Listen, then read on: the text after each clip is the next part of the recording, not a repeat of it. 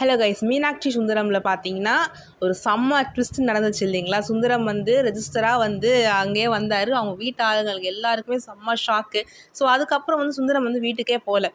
So இதை பார்த்துட்டு மீனாட்சி வந்து என்ன பண்ணுறாங்கன்னா, அவங்க வீட்டுக்கு வந்து சுந்தரம்மை கூட்டிகிட்டு போகிறாங்க. கூட்டிகிட்டு போயிட்டு அவங்க பாட்டிக்கிட்ட சொல்கிறாங்க, இது மாதிரி அவங்க பிள்ளைங்க வந்து இவர் ஏமாற்றிட்டாரு.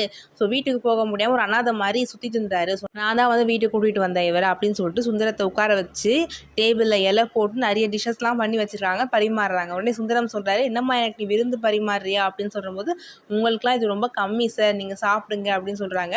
எனக்கு மனசு நிறைவாயிடுச்சுமா நீ இப்படி பண்ணதை பார்க்கும்போது அப்படின்னு சொல்கிறாங்க.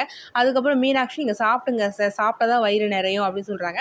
ஸோ இப்போ எனக்கு என்னென்னா, மீனாட்சிக்கு வந்து சுந்தரம் நல்லவரும் தான் தெரியுதா, இல்லை வந்து ஒரு சாஃப்ட் கார்னராக பழகி அதுக்கப்புறம் பழி வாங்கலான்னு வெயிட் பண்ணுறாங்களான்னு தெரியல. அப்படி தான் இருக்கணும். ஆனால் இப்போ வந்து சுந்தரத்து மேலே பாவப்பட்டு தான் மீனாட்சி இப்படி பண்ணுறாங்கன்னு எனக்கு தோணுது. ஏன்னா அவங்க கண்ணெதிர்க்கவே பார்த்துட்டாங்க, இவரை பிள்ளைங்க வந்து எப்படிலாம் ஏமாத்தினாங்க, இந்த மாதிரி தன் அப்பா உயிரோடு இருக்கும் போதே காசுக்காக இப்படிலாம் பண்ணிட்டாங்கன்னு அவங்களே பார்த்துட்டாங்க. ஸோ அதனால் சுந்தரம் மேலே ஒரு இறக்கப்பட்டு இந்த மாதிரி பண்ணியிருக்காங்கன்னு தான் நான் நினைக்கிறேன்.